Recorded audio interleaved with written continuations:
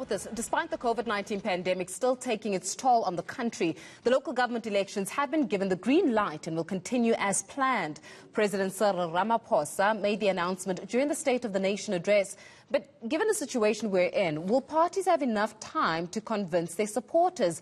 And what of the regulations at voting polls? Well, will heading to the polls cause a spike in COVID-19 infections? To discuss these matters and more, we're joined now by the Executive Chairperson of the Institute of Election Management Services in Africa, Terry. Terry, thanks a lot for joining us this evening. We know that local government elections are earmarked to take place between August and November this year. But does campaigning within the limitations of a pandemic provide political parties the space to actually canvass votes? Yeah, of course, what this means is that the political parties would not be able to embark on their traditional methods of canvassing votes. As you may be aware that in South Africa, most of the time that political parties would embark on rallies and mass meetings and door-to-door ahead of an elections. So this kind of methodologies obviously have been rendered null and void as a result of the pandemic. So political parties really have to find innovative ways of reaching out to the electorate. They can no longer rely on those methods. I think increasingly everybody begins to accept that as a result of this pandemic, those methods are beginning to be outdated.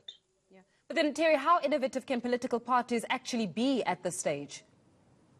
Well, some of the political parties have already started using internet. They've got social media. They're using all these platforms where they can be able to get people to participate. As you may be aware, the South African population is largely getting younger and younger. And if you look at the voter participation processes, you'd find that more young people are participating in the electoral process than the older generation. And this young generation obviously have got access to social media, and it is those kind of platforms where political parties have got to be innovative and try to reach the electorate using those platforms. I mean, let's stay with this point around utilizing the internet. I mean, the Democratic Alliance, for example, was speaking about how they will be making use of virtual campaigning. But with the realities that we face when it comes to the access of internet, especially amongst those vast and rural areas in the country, a significant portion of society may actually be excluded from participating actively. Never mind that, you mentioned the issue of young people being almost the target market, but you and I know that when it comes to young people, the other issue with young people is to actually get them to cast their votes. So a lot of young people are still not choosing to place that X. Absolutely, and perhaps one should actually start there. That the reason why young people are not participating in the electoral process is because they feel that the current methods that the political parties are using do not accommodate their interests. They don't want to go to rallies. They want the political parties to reach them where they are. And this process and the current situation really provide political parties with an opportunity to reach young people in platforms where they are available. Now, when you look at the internet penetration in the country, 57.8% of the South African population have got access to internet. And if you compare that also with the number of people who participated in the electoral process in 2019, 66% of the registered voters participated in the electoral processes.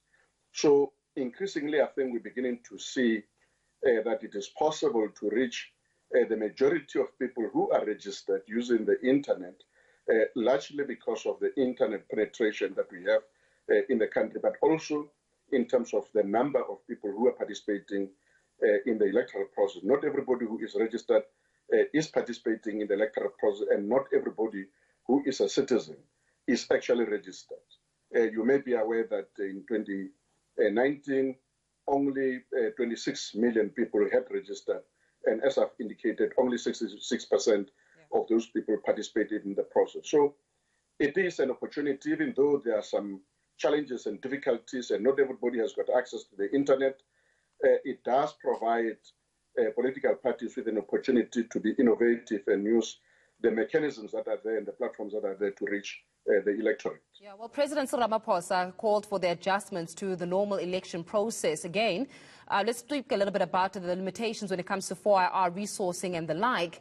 How appropriate would an adjustment be at this stage? And I'm looking at the by-elections that we just saw in the past as a tool of example, where we saw that their modus operandi that was different was to have sanitized pens that were different.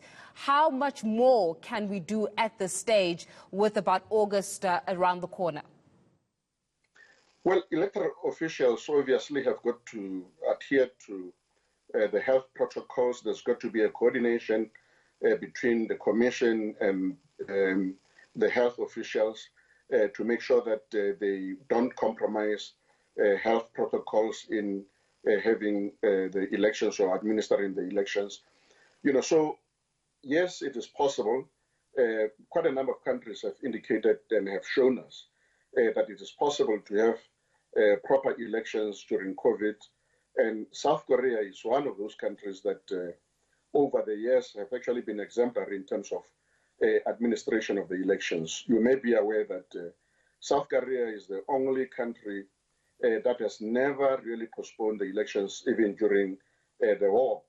And also during the pandemic, when the countries were going through level 5, South Korea still managed to administer the elections. So there is a lot that people can learn from the way South Korea was administering their processes. And I'm sure the electoral officials have observed how the elections can take place even within COVID. And I think if you look at the way they manage the by-elections, you can say that they've actually taken a leaf from the way elections are run in countries such as in South Korea. Terry, we'll leave it there for this evening. Thanks a lot for joining us. Executive Chairperson of the Institute of Election Management Services in Africa, Terry Ramaphosa.